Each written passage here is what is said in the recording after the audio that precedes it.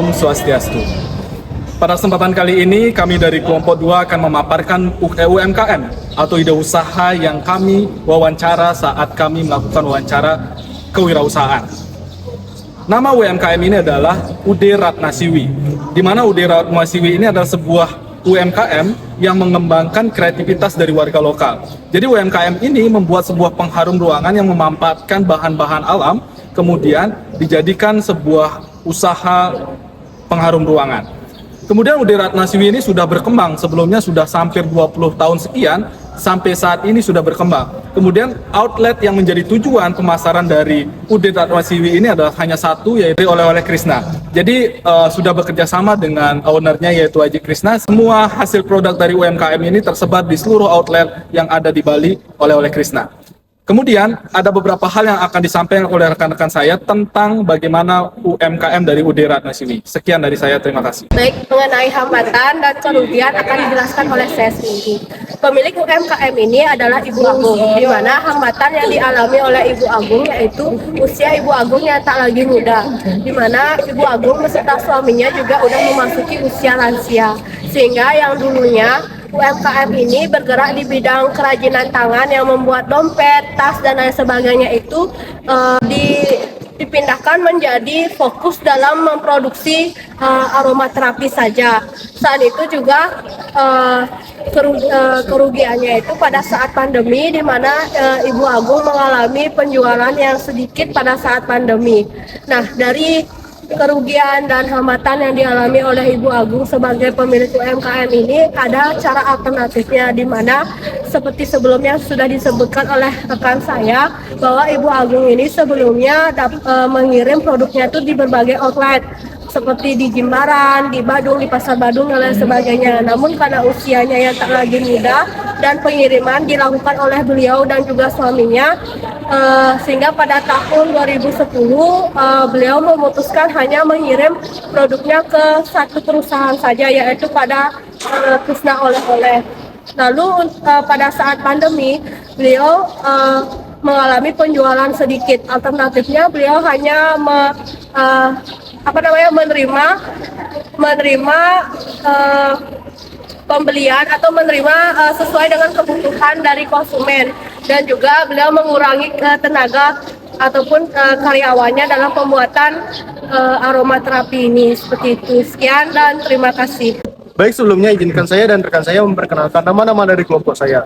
Yang pertama ada Gusti Agung Mas Widya Paraminta Muncan dengan NIM 2014-2010-13. Selanjutnya ada Gusti Ayu Intan Purnama Putri dengan NIM 2014-2010-14. Selanjutnya ada Kadek Krisna Dewi Martapas Puri dengan NIM 2014-2010-15. Selanjutnya Kadek Komang Jeni Prapaskara dengan NIM 2014-2010-16. Selanjutnya ada Made Adindra Widata dengan NIM 2014-2010-17. Selanjutnya ada saya sendiri Putogi Gunawan dengan NIM 2014-2010-18. Selanjutnya ada saya sendiri Wendri Samprajaya dengan NIM 2014-2010-19. Selanjutnya ada Ayu Eka Cahyani Dewi dengan NIM 2014-2010-20. Selanjutnya Ida Ayu Gedevira Cynthia Dewi dengan NIM 2014-2010-21. Selanjutnya ada Ida Ayu Meka Anjali dengan NIM 2014-2010-22. Dan yang terakhir adalah Pamrita Tiagi Sorika dengan NIM 2014-2010-23. Om Swastiastu. Pada kesempatan kali ini kita bersama Bu Agung ya.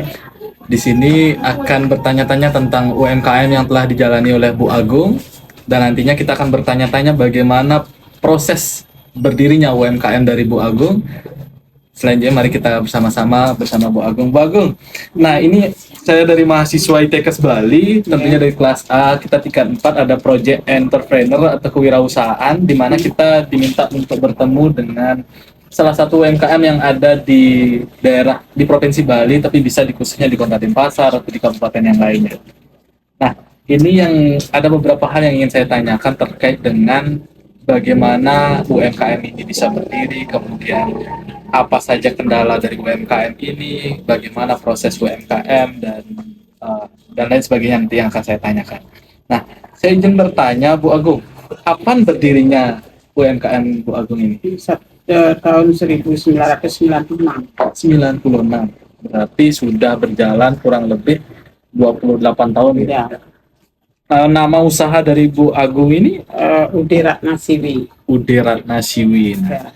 jadi begitu rekan-rekan, namanya Ude Ratna Siwi sudah Ada izinnya. sudah ada izinnya dan sudah berusia 28 tahun. Nah, kenapa Bu Agung ini bisa memilih usaha ini kan? Di usaha ini kan dia barangnya habis pakai, terus ramah lingkungan dan membuka lapangan kerja. Itu pentingnya. Bagaimana sebuah UMKM itu dapat membuka lapangan pekerjaan kan ya Bu Agung? Nah, Bu Agung, selanjutnya Niki ada pertanyaan lagi, mengapa Bu Agung tertarik dengan usaha ini? Ya, karena kita kan lihat banyak pengangguran ibu-ibu tuh. Sehingga dengan ini kan handmade istilahnya, kerajinan tangan. Jadi daripada waktunya terbuang ya kita isi dengan itu udah kerajinan tangan. Kerajinan tangan nih. Ya. Nah, pertama di tahun 98 Niki, bagaimana sih konsep Bu Agung membuat usaha ini sampai benar-benar memikirkan ibu-ibu yang tidak bekerja sampai membuat kerajinan? Karena dulu kita kan lihat banyak-banyak ibu-ibu itu nganggur, jadi sering ngerumpi ya bikin ini di rumah itu ndak bagus, ndak harmonis lah. Sama kan di kampung biasa satu keluarga itu banyak dapur gitu, karena tidak ada pekerjaan dia kan ngerumpi. Jadi ngerumpi itu ya bikin permusuhan karena dia ngomongin orang aja gitu. Jadi kalau sudah kita kasih dia pekerjaan, dia kan asik dengan pekerjaannya, bikin asik juga. Jadi tidak sempat yang ngerumpi itu loh. Nah, kemudian Ki, Bu Agung, gimana Bu Agung mengatur manajemen dari UMKM dari Ude Ratna Sari ini? Ratna Siwi. Ratna Siwi, mohon maaf, Ratna Siwi ini sehingga sampai bertahan sampai saat ini gitu. Karena kita sistemnya sistem borong, tidak terikat waktu. Jadi ibu-ibu itu tetap dia bisa mengerjakan pekerjaan rumah tangganya dulu. Tugas rumah tangga sebagai seorang ibu rumah tangga dulu, masak, yang antara anak sekolah, jadi kader posyandu, bisa dia semua itu.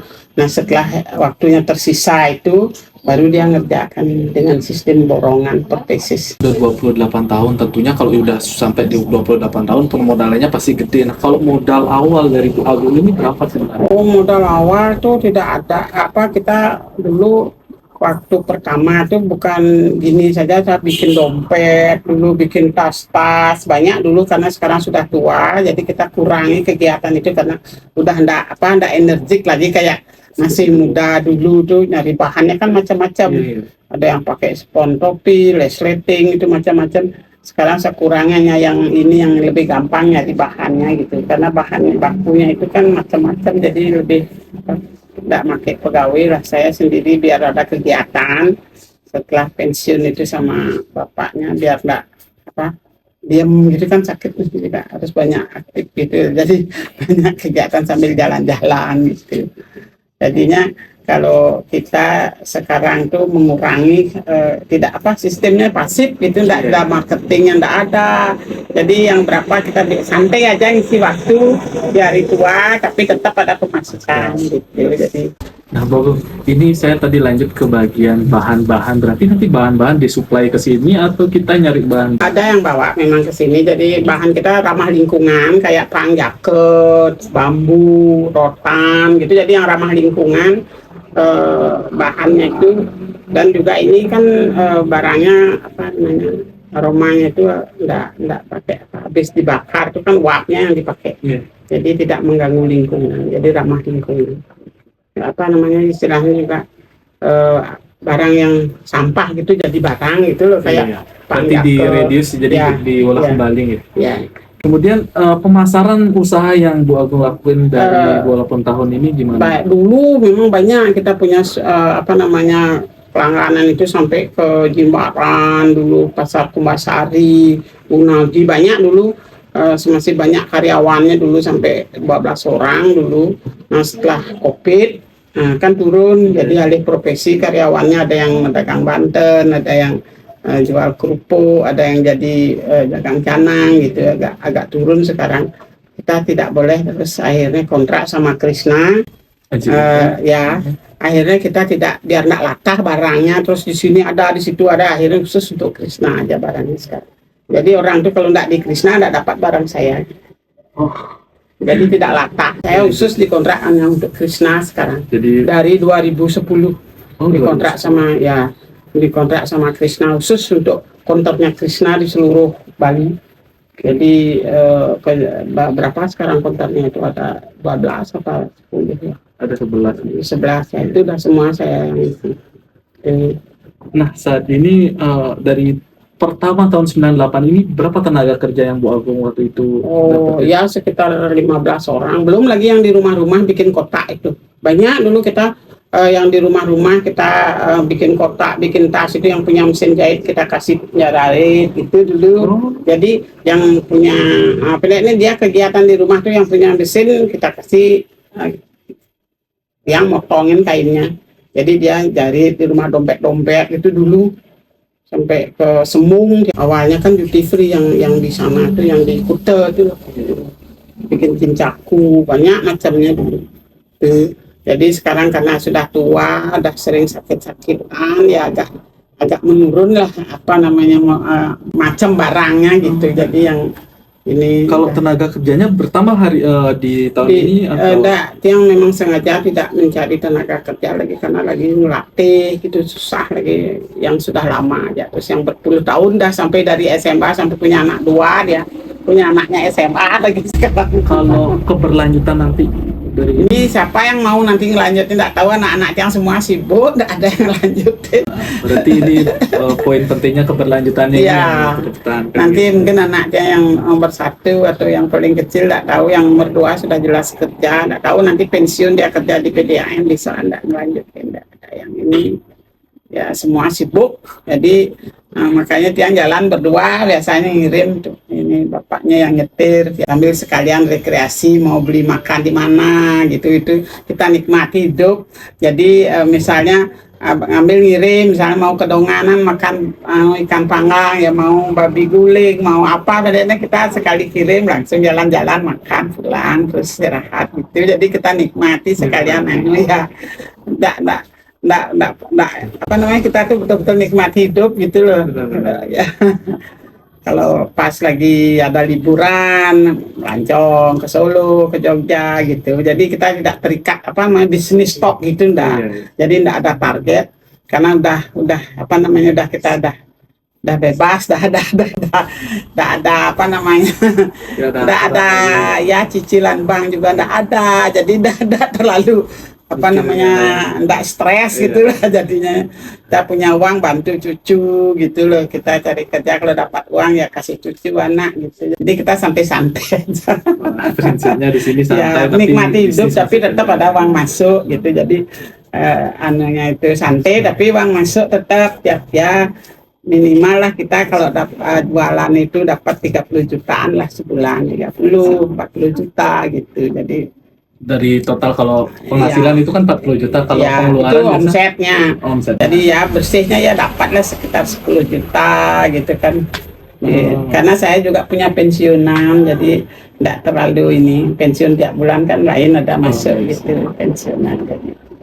Kalau kesulitan Bugong dari tahun 98 pertama ngebentuk UMKM ini bagaimana? Kesulitannya cuma bahan baku, kadang-kadang botol enggak dapat, enggak ada kiriman dari Jawa. Nih kemarin cucu saya nyariin online, dia botol yang 4 cc, khusus saya brandnya 4 cc. Jadi bil bannernya itu lilinnya 4 jam, parfumnya untuk 4 jam. Jadi habis lilin habis parfumnya. Nanti lihat aja, nanti kan kita mau lihat ya. Jadi untuk 4 jam, ya, habis lilinnya 4 jam, parfumnya habis 4 jam. Karena itu sudah brand saya khusus itu untuk 4 jam. Artinya aromanya di dalam ruang itu 4 jam. Jadi kita pakai yang aroma minyak-minyak tropis yang ada di sini, kayak sandal gitu ya, sedap malam, cempaka, yang tropis. Nah, kita sekarang fokus ke karyawannya, Bugong. Nah, ini kan tertarik sekali saya tadi karyawan, karena saat 98 Bugong kan membentuk ini ngelihat ibu-ibu pengangguran supaya tidak bengong atau malah ngerumpi, maka memanfaatkan. Nah, Kalau jam kerja karyawan berarti di sini fleksibel ya? Ya fleksibel. Kalau dia mau cari uang banyak pagi nggak sempat, dia pagi boleh kerja sampai sore banyak, dia dapat uang. Orang borongan sistemnya. Kalau dia misalnya sibuk, ya posyandu dulu misal tundangan dulu jam 2 dia datang dapat juga. Yang penting dia punya buku catatan berapa dia dapat kerjaan. Nanti kita gaji lewat bukunya itu, berapa persis dia dapat dalam sehari. Kalau kita libatkan dari dalam hitungan berapa biasanya penghasilan karyawan? Ya sekitar 1,5 juta lah satu bulan. Yang waktunya setengah hari itulah dari jam Tanpa ada ngeleburan dan sebagainya. Gitu. Ya datangnya jam 11 habis masak, pendeknya dia kadang ada yang jemput anak kan, antar jemput anak juga dulu ya. Ini urusan rumah tangga ada dulu. Kalau ada undangan gitu misalnya, terus ada kegiatan ngayah banjar itu dapat dia. Makanya ibu-ibu nih yang tuh awet dia dari dulu, karena kita tidak pernah absen ketat gitu, enggak, karena borongan kerjanya.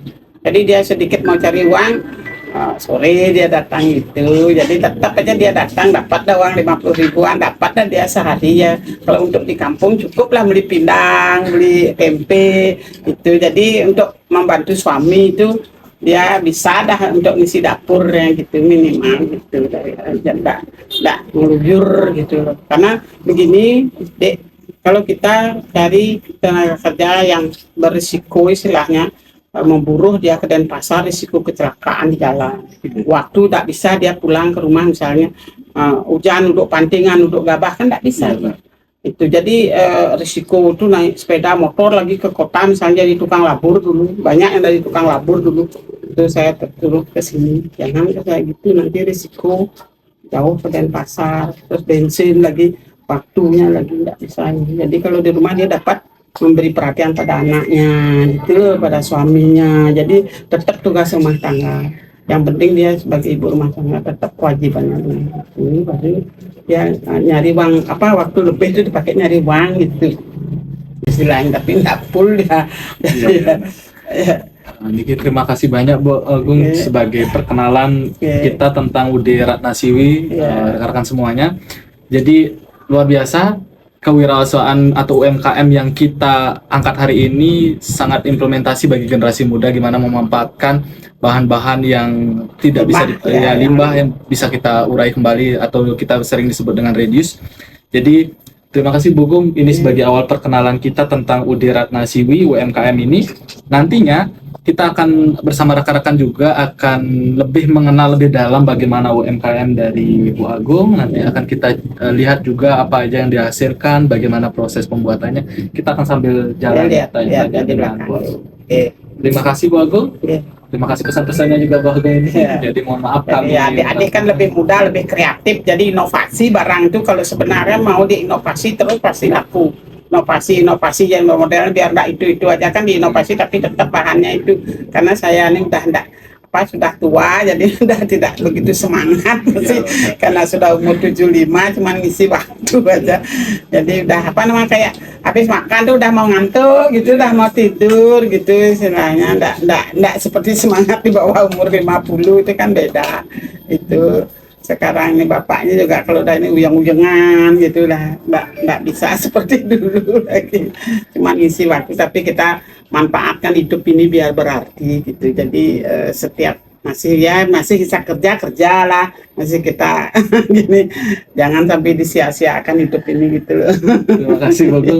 Jadi pesan dari Bu Agung untuk generasi muda, generasi seperti Bu Agung yang sudah lanjut usia saja sudah sangat amat kreatif di usia lansia.